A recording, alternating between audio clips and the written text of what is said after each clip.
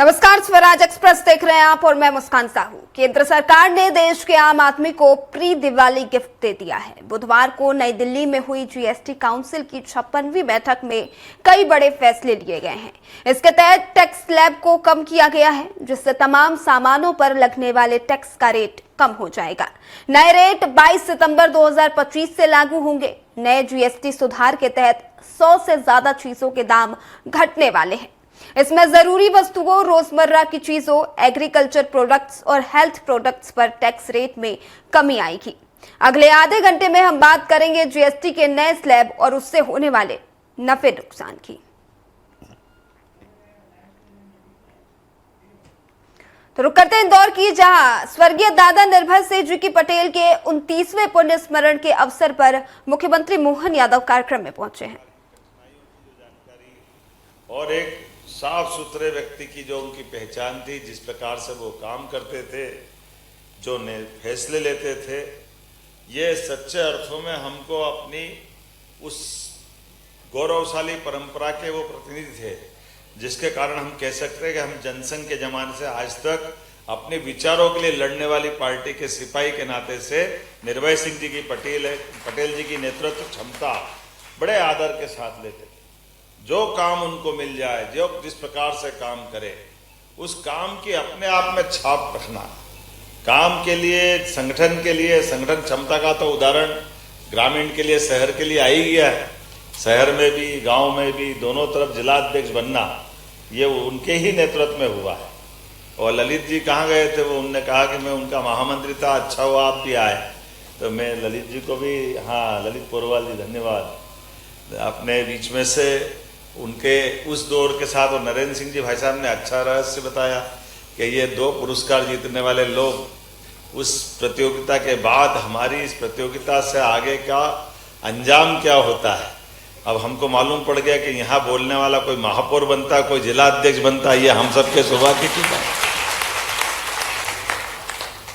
और यही सुनते सुनते कोई भारत सरकार के मंत्री बनते, प्रदेश के अध्यक्ष बनते, हमारे सभापति बनते, ये भी आनंद की बात है। नानी नरेंद्र सिंह जी भाई साहब, जो सदैव अच्छे कामों को ऐसे प्रोत्साहन देते हुए, युवा प्रतिभाओं को मौका देते हुए, उनकी बात के प्रस्तुतिकरण के आधार पर ये बात सही है। हमने विनोद में कहा कि ये सही बात है भाई, जरा गौर से ये गौर करके इस चीज को जोड़ देना कि जहाँ सुमित जी ने डिजाइन बनाई थी कार्यक्रम की, किसने बनाई थी, या इस मंच से उठने के बाद मुझे बताना जरूर, मैं उसको सम्मान जरूर करूंगा कि कभी कभी किसी विषय पे 5 मिनट किसी वाद विवाद प्रतियोगिता के प्रतिभागियों को बुलाना है, तो एक ही विषय पे पक्ष विपक्ष को साथ में बुला लो तो और अच्छा होता है। विषय एक ही हो तो उसके दोनों पक्ष आ जाए। और ये हमारी प्राचीन काल की विधा है। हमारे यहाँ इसको धर्म की भाषा में शास्त्रार्थ भी कहा गया है। और इस शास्त्रार्थ में बहुत बड़े बड़े कीर्तिमान अतीत के काल से बनाए, आज से नहीं। अपने अपने विषय के प्रकटीकरण के आधार पर विषय के रखने के साथ विचारों की जीत होने का यह दुनिया का अंदर कहीं की रिकॉर्ड है। तो हमें गर्व है कि भारत वो देश है जहां ये रिकॉर्ड हजारों साल से इस बात के कारण जाना जाता है। और ये मंच पर अपनी बात रखने के लिए आने वाले जाने वाले एक उदाहरण है उसका, बड़ा वैसा भी। जनक, राजा जनक की सभा में बड़ा, जनक स्वयं बहुत विद्वान थे, विद्वानों की बड़ी उनकी अपनी गोष्ठियां कराने की लंबी परंपरा थी।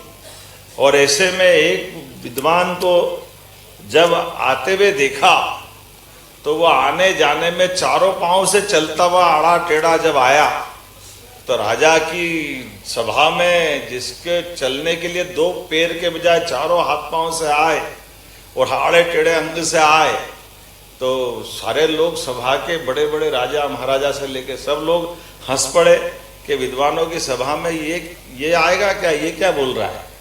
वो अष्टावक्र थे। और अष्टावक्र का इतिहास बोलने का मैं आपको केवल बताना चाहूँगा। अष्टावक्र का 8 जगह से हड्डी टूटने का इतिहास वो भी अद्भुत है। अष्टावक्र के पिता भी बहुत बड़े अच्छे शास्त्रार्थ करने वाले बड़े जाने माने उस समय के विद्वान व्यक्ति थे, लेकिन ऐसा माना जाता है, ये रिसर्च तो आज भी बाकी है, कि माँ के गर्भ से अंदर बेटा सुन रहा है जिसकी आयु 8 से 9 महीने की हो रही है, और पिता शास्त्रार्थ करते हुए गलती कर रहे हैं, तो पिता को पेट के अंदर से टोक रहा है, ये गलत है। पहली बात तो वो चौंक गए कि ये क्या हुआ। तो गर्भ के अंदर से बेटा अपने पिता की बात को टोक रहा, ये आज भी बड़ा अटपटा लगता है। अपने यहाँ तो बच्चा पैदा होने के बाद बोलने में साल भर से ज़्यादा टाइम लगाता है, सही बोलने में तो 2 साल के आगे जाता है। लेकिन ये हमारा भारतीय दर्शन है, भारतीय शास्त्र का इतिहास है। 1 बार नहीं, 2 बार नहीं, और बड़े विद्वान को उनका ही बेटा गर्भ से अगर टोके 12 बार, तो 5 बार, 7 बार, 8 बार तक भी वो हर बार अपने पिता की गलती से, तो उनको गुस्सा आया कि अब कोई भी है तो भले ही मेरे संतान है, लेकिन मेरे को इस पृथ्वी पे कोई ऐसा टोके मैं पसंद नहीं करता हूँ। तो अपने हाथ में जल लेकर के जो भी है ये अपने कीमत चुकाएगा, जितनी बार टोका है इसकी हड्डियों का नाश हो जाएगा। और वो उसकी दुर्भाग्यपूर्ण बच्चा उनका स्वयं का जब पैदा हुआ तो 8 जगह से हड्डियां टूटी हुई, और बात की उसकी यात्रा बताने की। राजा जनक के दरबार में आते हुए जब वो अपनी विद्वत्ता के बलबूते पर प्रवेश कर रहे थे, और हंसने वाले जब हंस रहे थे, तो जब खड़े होकर के उनने जवाब दिया, वो हम सबको गौरवान्वित करने वाला था। तो उनने कहा, मुझे यहाँ विद्वानों की सभा में बुलाया गया था, इसलिए मैं आया था, लेकिन राजा जनक आपके दरबार में ये हड्डियां देखने वाले बैठे, मुझे बड़ा दुख है। ये सारे लोग शरीर को देख रहे हैं। विचारों के उस महायज्ञ में जब हम विचारों की बात कर रहे हैं, ऐसे समय में हड्डियां, चमड़ा, ये शरीर भगवान की दया से हम अपने हाथ से नहीं बना सकते। हम अपने आप को जन्म और मृत्यु में भी भगवान पे ही छोड़ते हैं। जब भगवान की इच्छा होगी तो हमारा जन्म होता है, जब भगवान की इच्छा हो तो हमारा शरीर छूटता है। भगवान हमको जैसा पैदा करता है, इसलिए भगवान एक गुण भी हमको देता है। आप कभी गौर करना इस गुण से, हम सब अपने आप में देखना, चाहे कोई कितना सुंदर से सुंदर व्यक्ति हो, वो भी कांच में देख के अपनी उस बॉडी पे सुख और आनंद महसूस करता है, या कोई चाहे जैसा भी हो वो भी मैं कांच में देख के आनंद महसूस करता है। ये भगवान गुण सबको एक जैसा दे देता है। कभी कोई आदमी अपने आप को कुरूप मानता ही नहीं, हमेशा इस भगवान की वो विधा के आधार पर। ऐसे में विचारों की इस यात्रा के बलबूते पर जो यहाँ विचार यज्ञ हुआ, तो आनंद आया था देख करके, जब कृषि के क्षेत्र में उनने अपनी उल्लेखनीय उपलब्धियां रखी। और क्या धन धन धन धन, ऐसा लग रहा है कि 47 दड़ दड़ दड़ दड़ दड़ गोली चल रही थी, मजा आ गया। सुनते सुनते हमारा युवा यही तो लोकतंत्र को मजबूत करेंगे, यही तो भविष्य की पीढ़ी बनेंगे। और ये मैं अपने भतीजे के लिए भी जोरदार तालियां बजवाऊंगा, यद्यपि मैं उसको बोलूंगा कुछ बात बाकी है, लेकिन उसने जो बेबाकी से अपनी बात रखी, पक्ष हो या विपक्ष, उसको जो जवाबदारी दी वही तो बोलेगा। तो उसको विपक्ष का विषय दिया तो बोला, उसमें कोई मना नहीं, लेकिन मैं उसके कुछ विषय जरूर सुधराऊंगा। उस विषय में ये और बाकी रह गए, जिसपे से हमारे लिए लोकतंत्र है, हमारी सरकार ने। आप क्यों अपने पे ले रहे हो?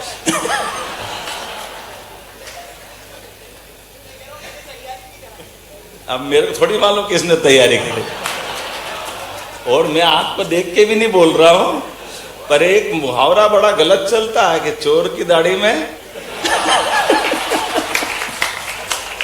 मैं आपके लिए नहीं बोल रहा हूं। एक फिल्म में एक बार एक बड़ा अभिनेता अमिताभ बच्चन कहीं पे गवाही दे रहा है, और गवाही देते देते गवाह और सबूत के बीच वो जिसके पक्ष में गवाह देने आया उसको उनने देखा ही नहीं था, और ये उस सामने वाले वकील को ध्यान में आ गई कि ये बत्ती दे रहा है। और बत्ती दे रहा तो उसने कहा ठीक है साहब, गंगाराम ये था, गंगाराम वो था, बात निकाली। तो उन्होंने कहा ठीक है भाई, ये बताओ गंगाराम कितने बड़े थे, उनकी हाइट कितनी थी? अब अमिताभ ने देखा तो ही नहीं, बोले क्या?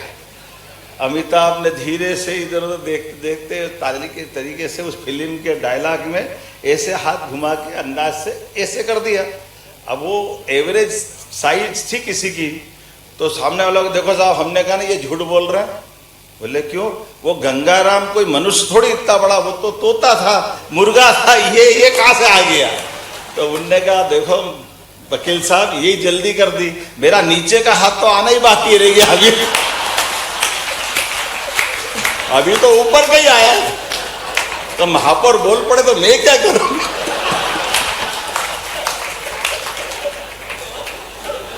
मैं आपके लिए नहीं, हमारा भतीजा बहुत अच्छा बोला, बहुत अच्छा बोला, लेकिन जो बचा है उसको और अच्छा कराएंगे इसीलिए बोल रहा, जिसने भी पढ़ाया उसको अच्छा पढ़ा। हमारे लिए आनंद की बात है। मैं इसलिए कह रहा था कि मैं उसको ये याद दिलाता कि भाई इस देश के अंदर अपने निर्भय सिंह पटेल जी के, जिनके दीपालपुर विधानसभा लगी है, तुलसी भैया गवाह है, ये फतेहाबाद की लाइन उखाड़ी थी, कांग्रेस के शासन के उखाड़ी थी, और ये लाइन डली थी अंग्रेजों के टाइम पे। सिंधिया जी और होलकर जी के बीच में से आगर तक जाते हुए ये मिलाने के लिए इधर महू से लेकर के दोनों मिलिट्री हेडक्वार्टर को जोड़ने की जगह थी। इस उखड़ी हुई पटरी को बिछाने का काम किसी ने किया है तो यशस्वी प्रधानमंत्री की सरकार ने किया, हमें इस बात का गर्व है। और बुलेट ट्रेन की बात है तो ये बात भी सही है कि सपना देखा गया था, बुलेट तो छोड़ो, अभी तक भी अपने घर से कभी बड़े बूढ़े निकलते तो वो लाल लोहे के सरिये वाले डब्बे के अलावा रेल के दिमाग में से चित्र नहीं जाता था। अभी वो रेल अब जो चल रही है तो उसका जो मजा आता है ये केवल मोदी जी कर सकते हमारे अपनी सरकार में, जिसके आधार पे हमको आनंद आता है। ऐसी एक नहीं बहुत सारी बातें कह सकता हूँ, लेकिन ये एयरपोर्ट जैसे हमारे प्लेटफॉर्म बन रहे हैं, बाकी बातें भी यही रही है। तो बच्चे ने तैयारी अच्छी करी, उम्मीद करेंगे।